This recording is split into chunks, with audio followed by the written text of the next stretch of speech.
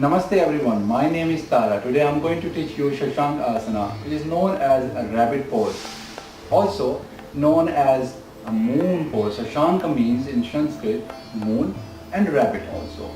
Because of the calming effect of these asanas, we call also moon pose.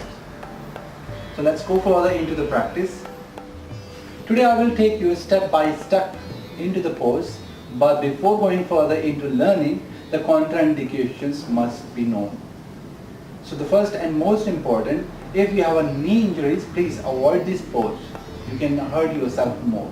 If you have spinal injuries, shoulder injuries or neck pain, please avoid this pose. The pain will become higher and you will not feel comfortable in your practice, during your practice, after the practice. Or if you have a reverse curve in your neck, please avoid this pose. Let's go further. The benefits comes along with the practice. So first I'm coming from here to tabletop pose. Knees apart, hip width distance, palms apart, shoulder width distance.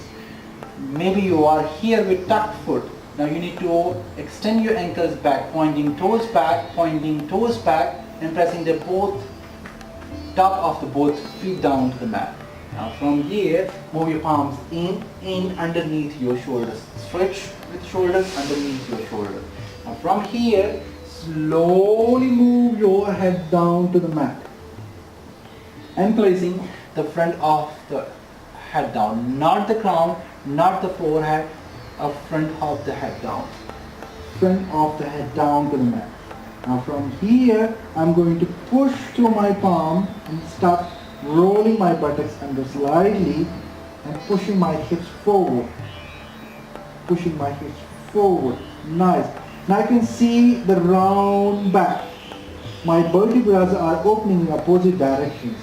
I can feel really nice stretch in my neck. I can feel really nice stretch in my shoulders.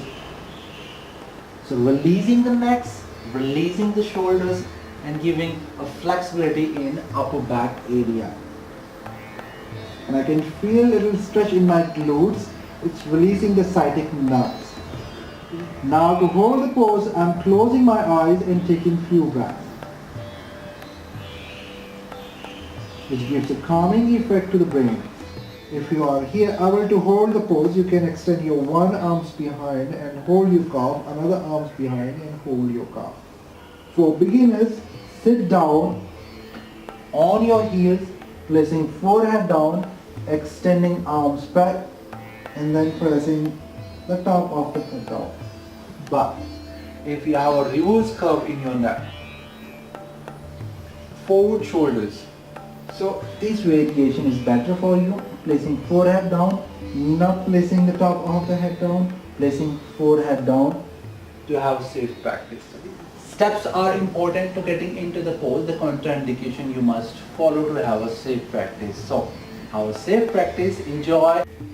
Dear friend, if you like my video, please hit the like buttons. Don't forget to subscribe.